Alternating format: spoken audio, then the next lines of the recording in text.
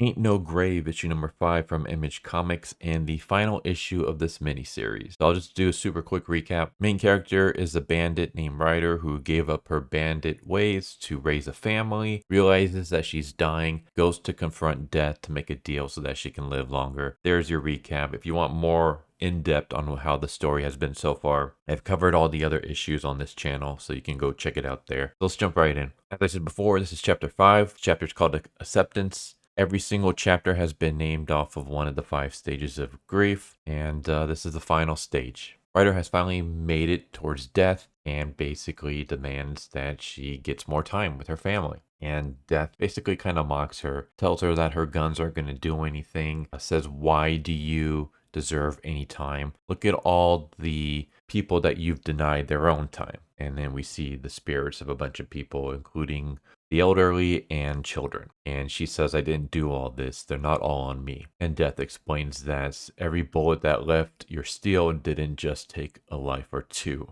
It ripped the fabric of families. Basically, like, what happens when you leave a child with no parents, or that child's going to die at some point? What do you think happens when you kill the townspeople's only doctor? Well, people are going to get sick, people are going to get injured, and there's not going to be anyone to protect them or save them. So your bullet didn't just kill one person, it also killed other people that were affected by the person that you killed.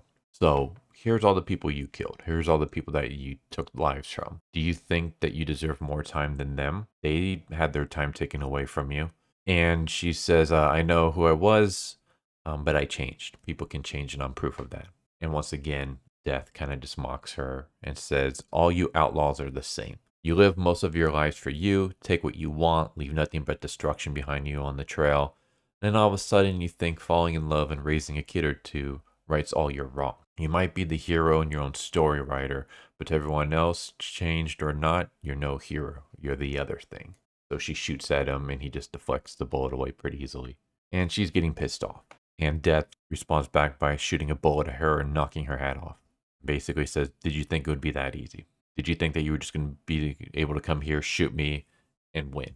That's not what's going to happen. You're willingly giving up the little time that you have left to be with your people, to be with your husband and kid, spending it hunting me down." And then he says, "So, you know how this is going to go." She says, "Name your terms." He was like, "All right, whatever you have left in your guns right now is how many chances you have. For every bullet that hits me, I'll give you time. A miss, however, will give you a peek at a life you'll be missing. Do you agree?" She accepts. So she starts shooting at him, and her bullets miss. And every time they miss, she gets a flash of the life that she is not going to be able to see. So she's not going to be able to see her child grow up, find love. She's not going to be able to see her child get married. She's not going to be able to see her child have grandkids. And of course, Ryder starts crying when she realizes all the things that she's going to be missing out on. And eventually she runs out of bullets and she's got nothing left. She has missed all of her shots. So her time is up. And of course she starts bawling. And Death walks over to her and hugs her and basically says, "No matter what you did or who you were in your past, your daughter will always see you as the mother you are now. And your husband will always see you as the woman that he loved. So at least take happiness in that." And then he says it's time. And she says, "Wait, let me at least see them one last time, please." And Death is like, "You know what? The fact that you ran all the way over here, like all the obstacles that you went through just to get to me, I can at least give you that." So he teleports her to her house where she gets to see her husband and daughter gardening and having fun. And Death says, "You truly had a beautiful family." She says, "Yeah, it's more than I ever deserved, but you know that." And she says, "I would love to say goodbye." And Death says, "Do you think that would hurt or help them?" And she's like, "I don't know." And he's like, "Yeah, you do." And she agrees, "But I still want to." So he gestures for her to go say goodbye to her family. But as soon as she turns her back on Death, he pulls out his gun. She just kind of smiles and says, "Well, it was worth a shot." Death shoots her in the back of the head. And that's it. That's the end of Ain't No Grave, which in my opinion was very predictable. I saw this coming right from the get-go, especially once you realize that every chapter is named after a stage of grief. Then you realize, okay, this is going to be her trying to fight for her life, but eventually accepting the fact that she's going to die. It was very obvious that that's the story that they were going for. With that said, I did really enjoy this series. I thought it was good. I love the kind of fantastical elements. I think a lot of the earlier chapters were better, though I do think that this was a good final chapter. One thing that I've always said before about like other miniseries is that it always feels very rushed. That it seems like the first chapter is usually kind of slow, and then the next couple of chapters are pretty fairly paced, but then the final chapter is just like really, really rushed. I've complained about that numerous times. I will say that I don't think that's the case here. I think the pacing for this is really good, and I think the confrontation between her and Death was really good. I like the fact that it wasn't a straight up battle where they're taking turns fighting each other or anything like that. It was basically Death saying, take all the shots you want at me, like whatever you have left in your gun. And if you hit me anytime, I will give you more time. And she misses because this is Death. This is not something that anyone can escape from.